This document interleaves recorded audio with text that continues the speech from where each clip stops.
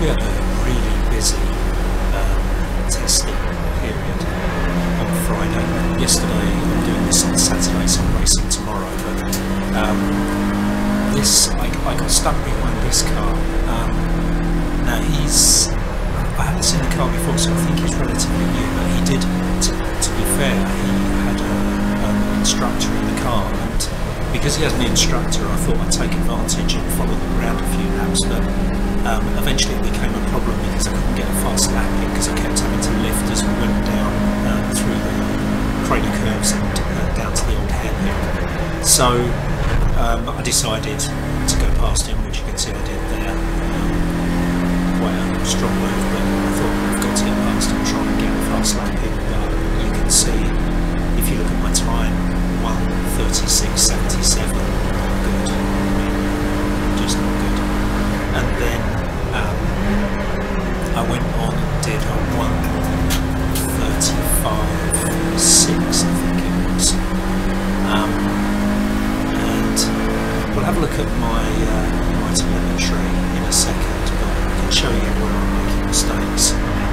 Just making quite a few mistakes. One thing, I kept trying to brake later down here into the old hairpin. I don't think you quite see the problem there, but on a couple of laps I went so deep that I had to almost stop to turn the car into the corner very, very late, so that I didn't spin. So that cost me a heck of a lot of time. A lot of faster cars on the track, as you can see, lots of Clios, there were some big BMWs, there was even a Caterham, and as you saw in the opening clip, a little small Lotus sports car from, I guess, from the 50s or 60s, which was very fast. Lovely looking car, but it had, as you saw in the opening clip, we had a spin at the old hairpin onto the gravel. Interestingly, when I came round, we were given the checkered flag at the end of that lap, and when I came round after, he'd actually driven the car out, so all credit to him there. I managed to just drive it away, which was quite good. We had a heck of a lot of red flags. In the end, out of 3 sessions, we had 4 sessions. The first session had so many red flags I didn't even get a drive. Then we had 3 other sessions. In one session I got 1 lap. In one session I got 3 or 4. And then in the final session I got 2. So it was very frustrating. Admittedly, I was sharing the car with 2 other drivers, and we had 25-minute sessions, so we sort of split them. We had 2 drivers sharing each session, but yeah, boy, it was pretty frustrating.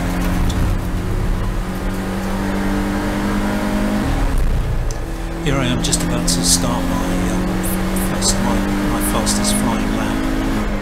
This was the first lap of the final session that I did.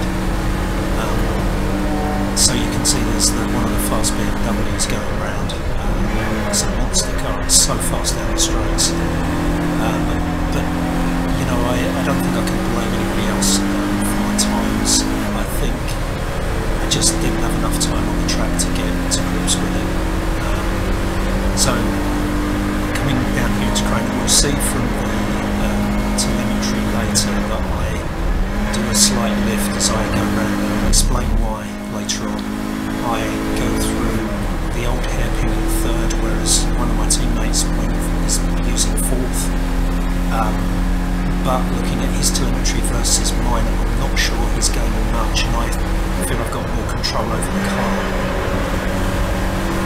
So I'm just going to play by ear. I think I could go faster around the old hairpin, which means that I may have to use 3rd. This section of the track, McLean's I'm slow into because I had a real accident when I was practicing earlier in the year. This section of the track, I'm okay at actually, so I'm good around copies. I brake slightly too hard going into the chicane, which we'll see, which means I'm not carrying as much speed through the chicane as I should. I'm a bit inconsistent actually. Sometimes it doesn't look too bad, but other times I'm definitely braking too hard. And then it's just the run through the line.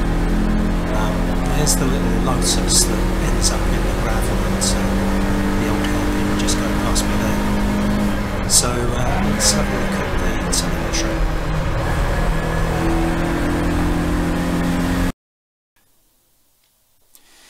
So you may have seen my earlier video showing the telemetry captured from the car. I'm not showing many metrics here, as you can see. Obviously there's a whole list of things I could actually chart, but all I've got here is speed, and then down here I've got delta between my baseline, which is the fastest driver in our car, which is Liam, and then the blue line is me. So you can see that going into Redgate and coming out of Redgate all looks pretty much standard. The only thing is it looks to me as though I may have lifted slightly at the curb coming out of Redgate, because I've lost a bit of time just there. Not completely sure actually, but tiny bit of loss there, but nothing too much to worry about really. It does mean that I'm losing time all the way down the hill through there's that slight right kink, I can't remember what it's called, Hollywood, that's what it's called. So I'm sort of carrying a bit less speed all the way through there. This is the Craner curve, so it's a left hand 135 degrees, something like that, sort of, but it's fast and downhill. Now you can see that Liam doesn't lift through there. He just keeps going flat out through there and then brakes hard as he gets to the old hairpin. I don't know, I'm lifting because I did try some laps going flat out through Craner curves, but I ended up too far on the right hand side of the track, so I couldn't get back across quickly enough to position myself right to turn into the old hairpin. And I think it must be because I'm turning in too early. I've got to try something there, because this is crazy. I'm losing so much time here. I mean, look at that, that's terrible. There must be sort of probably a second there or something. It's not good. So after that, this is where we're breaking down into the hairpin. You can see that he's braking less. We're both braking about the same time, but he's braking less, and so he carries more speed up the hill into McLean's.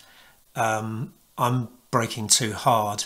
Now I did talk to him about what he was doing here, and he was using quite a lot of the green apex curbing, which I wasn't using enough, but he does go through there in fourth gear. Now when I tried fourth gear, you saw what happened in the opening clip. I ended off the side of the track, but it could be that I just need to position myself better and use the brakes better to actually load up the front of the car so that I don't understeer off the edge of the track. So I need to carry more speed through the old hairpin. I really like going through the old hairpin, and I usually manage to do it quite quickly, but I have tried, this could be one of the occasions where I tried to brake later and ended up having to brake way too hard just to get round the corner. That's obviously caused me a lot of problems coming up into McLean's. Now I'm going more slowly into McLean's. This was the corner where, in testing earlier this year, I had a spin and stuck the car sideways into the tyre wall and did a lot of damage. And I think this is just a problem in my head, quite honestly. I need to get over this. Although I did just watch on live stream, I watched the Armed Forces Challenge race, and a lot of the 116s were spinning at McLean's, which is just bizarre. You know, I don't know. But Liam's carrying more speed through there, so I must be able to do better. I thought I was doing better around Coppice, but you can see I'm braking too hard into Coppice. I have a feeling I didn't brake so hard on some of the laps. Past that, everything else looks okay, except for down into the chicane, I'm braking too hard.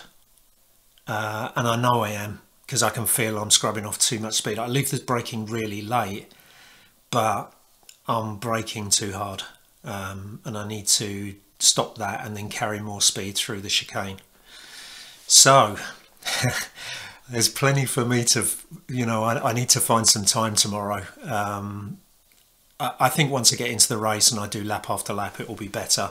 Hopefully I'll be in some battles, in which case the lap times sort of go out the window a bit. But I'd like to improve on this, because I think this is a pretty rubbish time. 1:35:24.